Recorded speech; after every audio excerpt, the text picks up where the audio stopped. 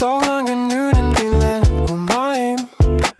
Happy birthday to you my love. İyi ki doğdun, iyi ki varsın aşkım. Znam rojdeni uyumayım.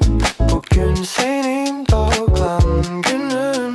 Kutlar sevgilin Murat.